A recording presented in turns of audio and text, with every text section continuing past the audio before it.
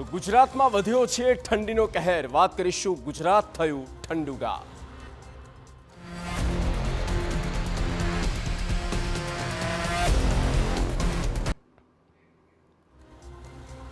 રાજ્યમાં ઠંડી મચાવી રહી છે કહેર. નલિયામાં લઘુત્તમ તાપમાન 4 ડિગ્રી ગગડી ગયું છે. રાજ્યના અનેક શહેરોમાં પારો 10 ડિગ્રીની નીચે સરકી ગયો. મહાનગરોમાં પણ જોવા મળી રહ્યો છે ઠંડીનો ચમકારો.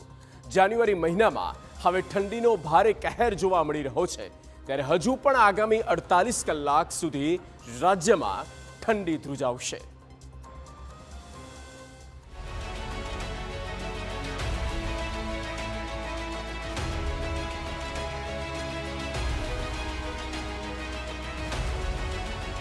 ગુજરાત થયું ઠંડુગાર.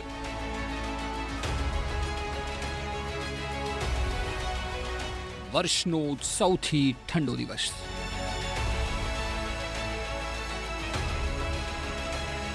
નલિયામાં 4.8 ડિગ્રી સુધી ગગડી ગયું તાપમાન.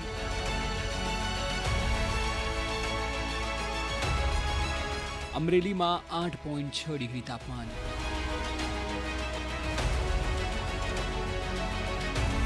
આગામી 48 કલાક રહેશે ઠંડીનું જોર.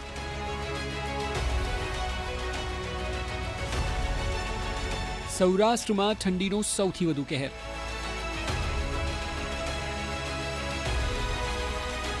ગુજરાતમાં શિયાળો જામી ચૂક્યો છે. છેલ્લા કેટલાક દિવસથી લઘુત્તમ તાપમાનમાં નોંધપાત્ર ઘટાડો જોવા મળતા હાલમાં હાડ થીજવતી ઠંડી પડી રહી છે.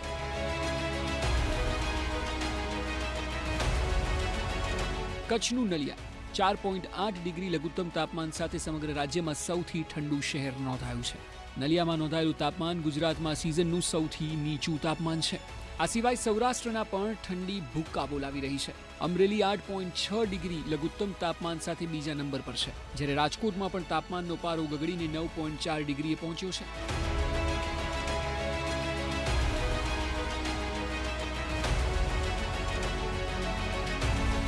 રાજ્યના તાપમાનમાં છેલ્લા 24 કલાકમાં 3 થી 4 ડિગ્રીનો ઘટાડો નોંધાયો, જેને કારણે રાત્રિના અને સવારના સમયે હાડ થીજવતી ઠંડીનો અનુભવ થઈ રહ્યો છે.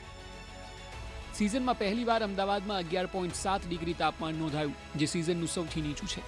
આ સાથે જ ઉત્તર ગુજરાતના ડીસામાં પણ 10.1 ડિગ્રી તાપમાન સાથે ઠંડીનું જોર યથાવત છે, જ્યારે ભુજ જેવા શહેરમાં લઘુત્તમ તાપમાન 11 ડિગ્રીની આસપાસ નોંધાયું છે. બીજી તરફ રાજ્યના વિવિધ વિસ્તારોમાં મહત્તમ અને લઘુત્તમ તાપમાન વચ્ચે મોટો ફેરફાર જોવા મળી રહ્યો છે. દક્ષિણ ગુજરાતના ડાંગ અને સુરતમાં મહત્તમ તાપમાનનો પારો 30 ડિગ્રીને પાર પહોંચતા દિવસે સામાન્ય ગરમીનો અનુભવ થયો, જ્યાં ડાંગમાં સૌથી વધુ 30.9 ડિગ્રી મહત્તમ તાપમાન નોંધાયું. રાજ્યના મોટાભાગના શહેરોમાં મહત્તમ તાપમાન 24 થી લઈને 29 ડિગ્રીની વચ્ચે રહેતા મિશ્ર ઋતુ જેવો માહોલ જોવા મળી રહ્યો છે. દરિયાકાંઠાના વિસ્તારો જેમ કે ઓખા અને દીવમાં લઘુત્તમ તાપમાન 15 ડિગ્રીથી ઉપર રહેતા ત્યાં ઠંડીની અસર પ્રમાણમાં ઓછી વર્તાય છે.